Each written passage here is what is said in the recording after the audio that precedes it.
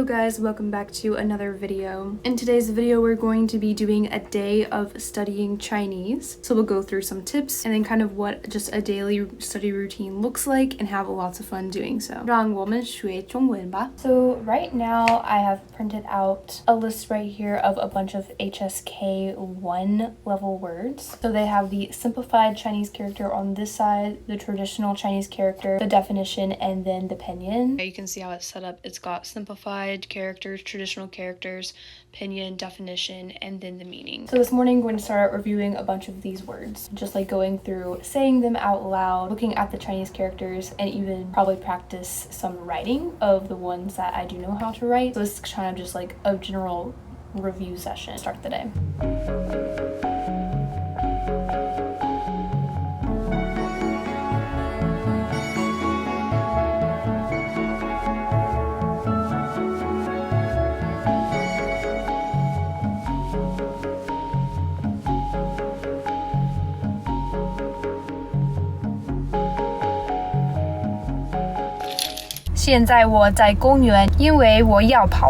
And this is actually another really good language learning tip, because when you are outside walking or something, you can either be listening to podcasts.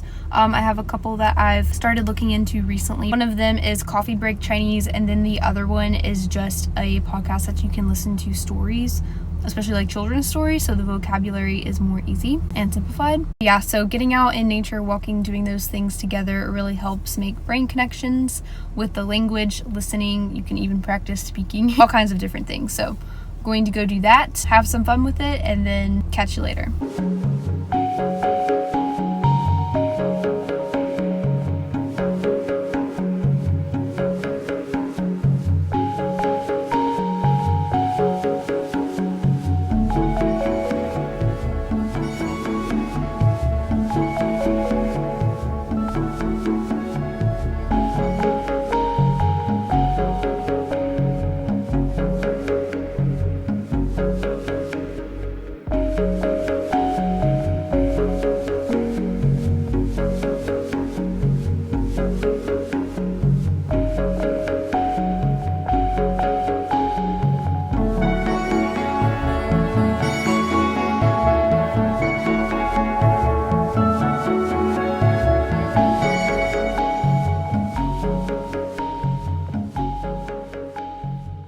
Hours a bit later in the day, so taking a little bit of a nap break actually, which does help very much. I recommend doing that, but just to kind of switch things up, make it more fun as well for learning Chinese. And also this kind of helps with the immersion factor too, is looking up vlogs or videos in Chinese on YouTube. Like right now I've got this one about going to the grocery store, so she's going to go through like a bunch of grocery store vocabulary, and then getting to watch that and can help practice speaking and things will be very, very helpful. That way when I actually do go to the grocery store at some point, I can practice picking out objects as well and naming them in Chinese.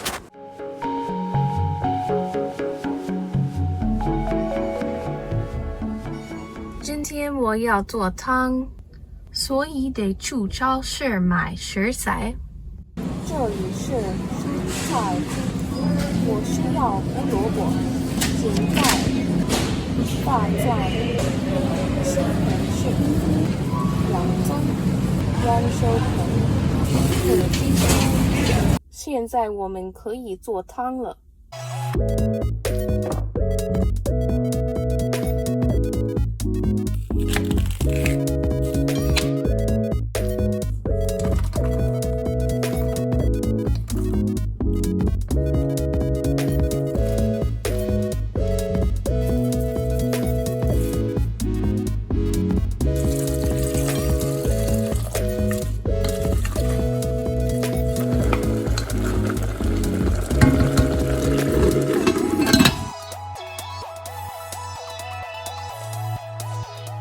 In addition to vlogs, I've also discovered recently, like in the past couple days, a website with a bunch of different short videos in Chinese that you can listen to and watch.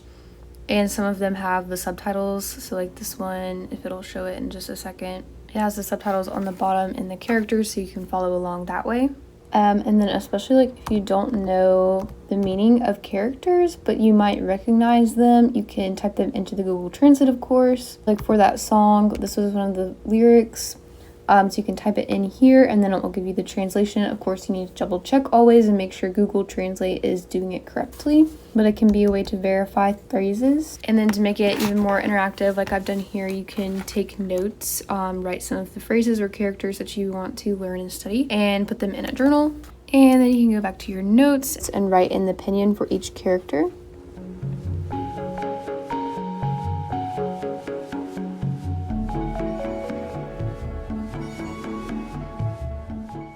Another fun activity to do is to learn a song in Chinese or two, especially if they're ones you're already familiar with in your native language. And then children's songs are also really good to learn. So for me, that might look like a Disney song that I'm familiar with or something from another TV show or movie. Or recently, I've been trying to sing Jesus Loves Me a lot just because it has a more basic vocabulary, and once again, it's a song I'm familiar with, but that just keeps things interesting and fun. And so, for example, with the Jesus Loves Me song, that was actually inspired by an assignment that my tutor gave me. So the assignment was to sing a song in Chinese and then submit it. So yeah, just fun activities like that. But yeah, I do need to work on learning some more songs. It's a good way to memorize some vocabulary and understand things a little bit better and make it and stick in your head. So for the rest of this evening, I think I'm going to work on some vocabulary words and maybe start learning a new song, one that's a little bit more complicated, but we'll see.